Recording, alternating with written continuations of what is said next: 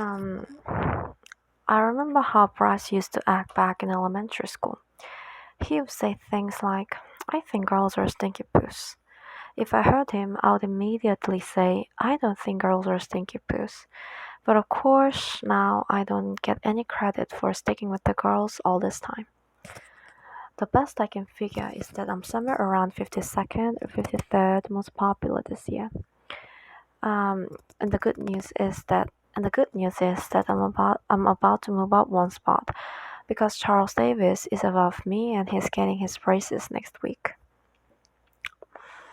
I tried to explain all this popularity stuff to my friend Rowley, who is probably hovering right around the 150 mark by the way.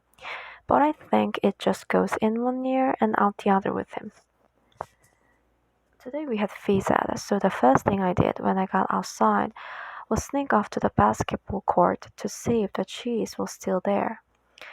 The cheese has been sitting on the blacktop since last spring. I guess it must have dropped out of someone's sandwich or something.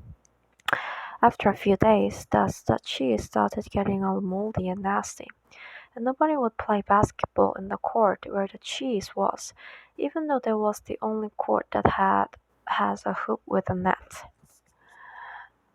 Then one day this kid named Darren Walsh touched the cheese with his finger, and that's what started this thing called the cheese touch. It's basically like the cooties. If you get the cheese touch, you're stuck with it until you pass it on to someone else.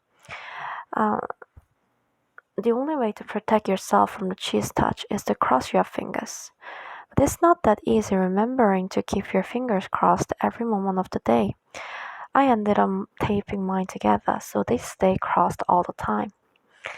I got a D in handwriting, but it was totally worth it. One kid named April got the cheese touch in April, and nobody would even come near him for the rest of the year. This summer, Abe moved away to California and took the cheese touch with him. I just hope that someone doesn't start the cheese touch up again, because I don't need that kind of stress in my life anymore. I'm having a seriously hard time getting used to the fact that summer is over and I have to get up every morning to go to school.